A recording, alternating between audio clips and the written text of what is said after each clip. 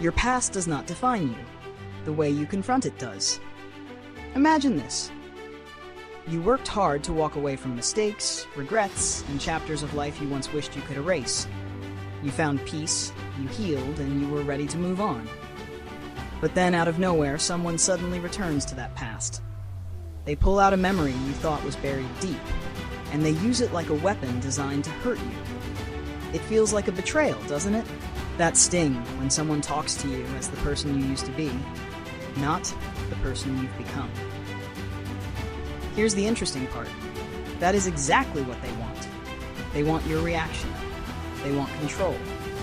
But suppose I told you there's another way. A way to turn their attack into your strength. A way to neutralize them using the most powerful tool you possess, your response. Today we're going to explore how to face people who try to use your past against you, with calm, steadiness, and unshakable wisdom. Because the truth is this: Stoics believe that it is not what happens to us that defines us, but how we respond.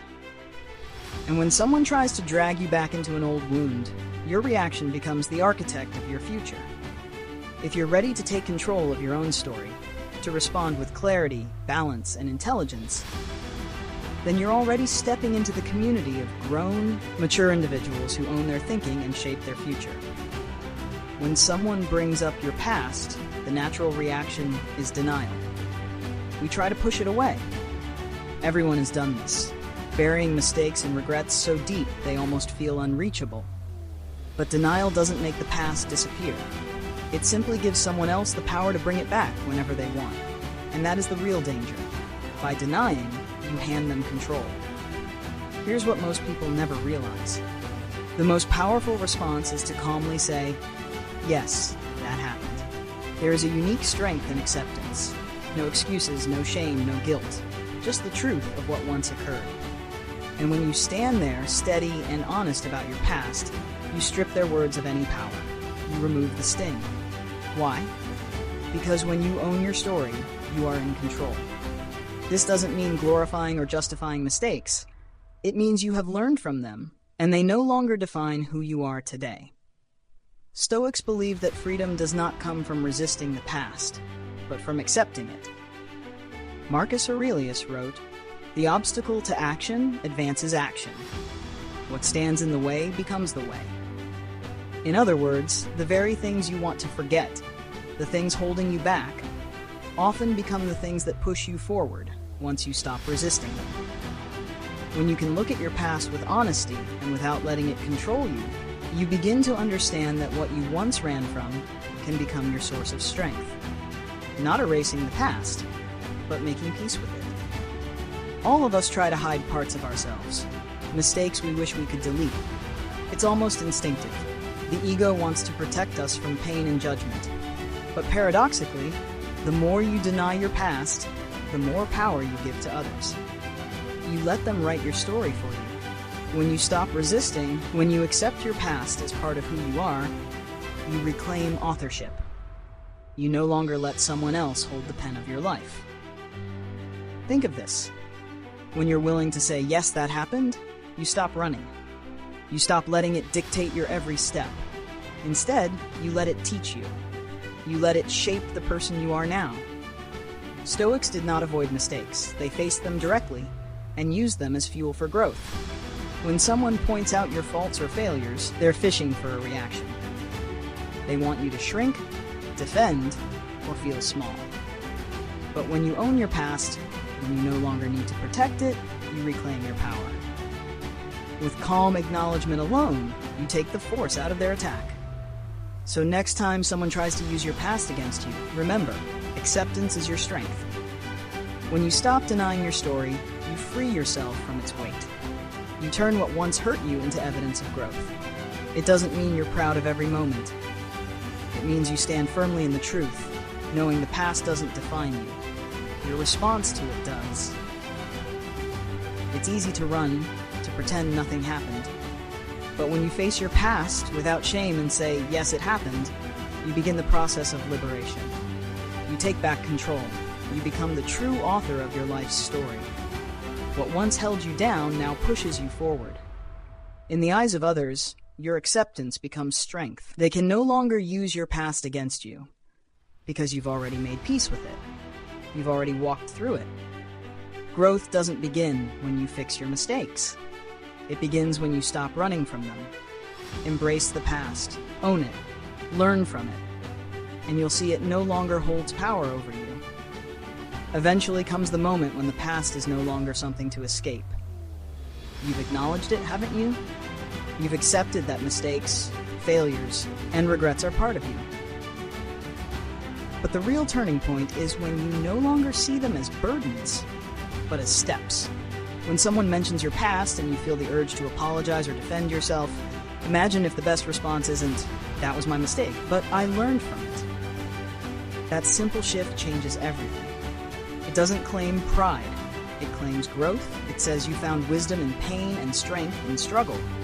What once pulled you down now pushes you forward. Think of Nelson Mandela.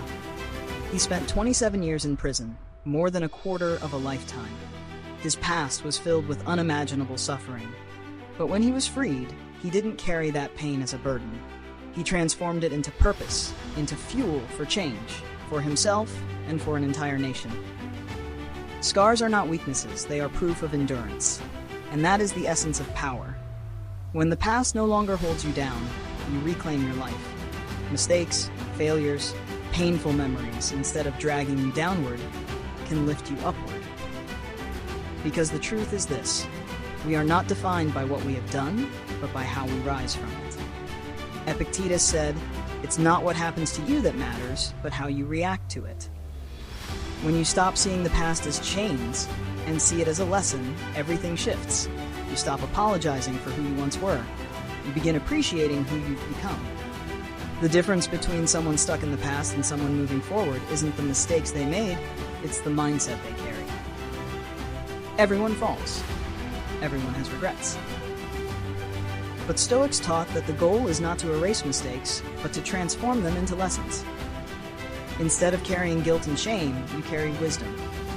Think about your own life. How many times have you looked back at a mistake with totally new eyes? When you stop resisting the past, you realize it isn't a burden, it's a blueprint.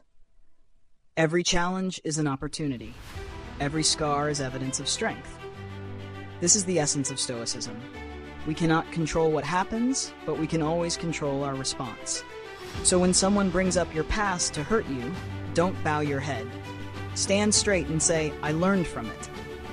Not to dismiss the pain, but to acknowledge the entire experience, the good, the bad, the terrible, and extract wisdom from it. Your past doesn't have to be a prison. It can become a bridge to a stronger, wiser version of yourself. When someone tries to pull you back, remember, the past is not a sentence.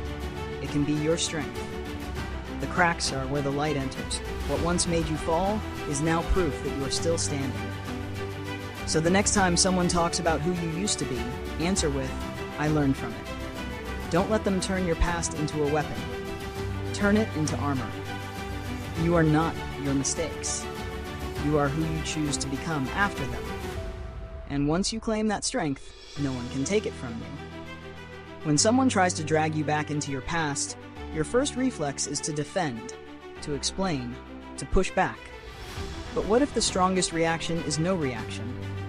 Sometimes strength lies in asking, "Why are you bringing this up now?"